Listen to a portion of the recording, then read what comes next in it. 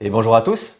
Aujourd'hui, nouvelle vidéo sur les combos autour du général Zur the Enchanter. C'est une créature légendaire pour 4 d'invoque, 1-4 vol, qui dit que lorsqu'elle attaque, on va aller chercher dans notre bibliothèque une carte d'enchantement de 3 ou moins et la mettre directement sur le jeu. Donc du coup, la carte qu'on va aller chercher en priorité, c'est Repose en paix. C'est un enchantement qui dit que lorsqu'il arrive en jeu, on va exiler toutes les cartes de tous les cimetières.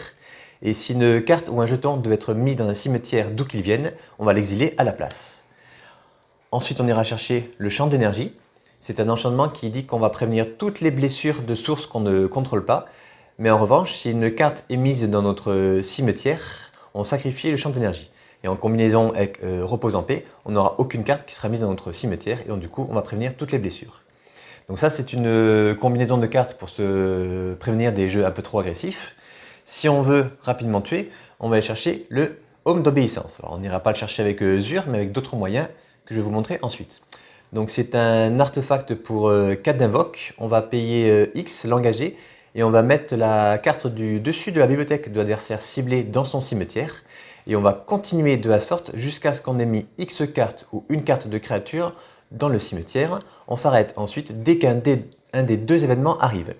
Et en fait, aucun événement va arriver vu que toutes les cartes qu'on va meuler seront automatiquement exilées. Et donc du coup, on ne va jamais s'arrêter et on va exiler toute la bibliothèque du joueur ciblé. Et à sa phase de pioche, il perd la partie.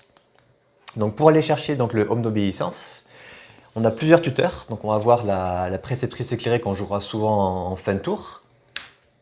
On aura le Transmute Artefact. Alors, quand on va jouer le Transmute Artefact, on va payer 2 bleus. On va aller chercher le Home d'obéissance et ensuite on va devoir payer la différence de coût quanti-mana entre le Home d'obéissance et un artefact qu'on va sacrifier. Donc en général, on aura beaucoup de cailloux dans le jeu. On a aussi la jambière d'éclair pour lui donner la célérité et le linceul.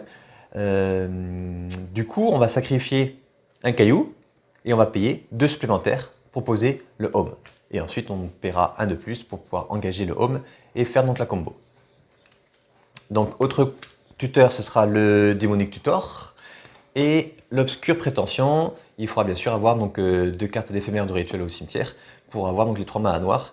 Et bien sûr, quand on lance ces cartes-là, alors soit on les joue un tour précédemment pour jouer le Home, ou il faut avoir donc du coup 2 manas de plus. Donc du coup, en tout, il faudra 6 manas pour aller chercher le Home d'obéissance et donc faire le tuteur, plus un mana supplémentaire pour utiliser le Home. Le X ne peut pas être égal à 0. Voilà. Donc il faudra 7 mana avec ces 2 tuteurs. Et enfin, idem, le Tintin Pack. On va exiler les cartes du dessus de notre bibliothèque jusqu'à trouver donc le Home d'obéissance. Et enfin, une autre combo. On va attaquer, on va aller chercher Écho de l'âme. Alors c'est un enchantement pour 2 blancs et X. Qui dit lorsqu'on le joue, on met X marqueur écho sur lui, donc du coup là il n'y aura aucun marqueur écho sur lui. Au début de notre entretien, s'il n'y a pas de marqueur écho sur l'écho de l'âme, on l'enterre, autrement l'adversaire ciblé peut choisir que pour chaque une blessure qui nous est infligée jusqu'à notre prochain entretien, on retire à la place un marqueur écho de l'écho de l'âme. Alors du coup forcément on ne va pas passer l'entretien suivant puisqu'on va essayer de tuer dans le tour. Et la dernière phrase est très importante vu qu'on ne perd pas la partie par le fait d'avoir moins de 1 point de vie. Du coup on va aller chercher cette carte là. Et on va lancer l'éphémère Ad Nauseum.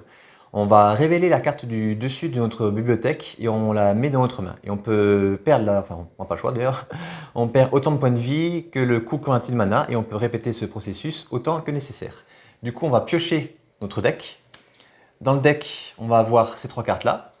Un pétale de lotus qu'on va engager, jouer une messe noire et jouer Cycling Dreams. Ou alors avoir 2 terrains de plus de dégager. Et Cycling Dreams, c'est un rituel pour un noir et l'incolore qui dit qu'en plus du noir et de l'incolore, il faut qu'on défausse X cartes, donc on va défausser toute notre main et on va infliger donc X blessures à chaque créature et à chaque joueur. Du coup, on va tuer même en EDH multi, on va tuer tous les autres joueurs, sauf nous, vu que nous, on ne perd pas la partie du fait d'avoir moins de 1 point de vie. Et enfin, un dernier combo avec le jour du jugement dernier. Je vous laisserai voir dans la description le lien vers mon autre vidéo qui est très détaillée. Voilà, donc j'ai fait le tour de toutes les combos autour de Zur. Et merci d'avoir vu la vidéo jusqu'à la fin et à bientôt pour de nouvelles vidéos combo ou de parties de Duel Commander. Bye bye!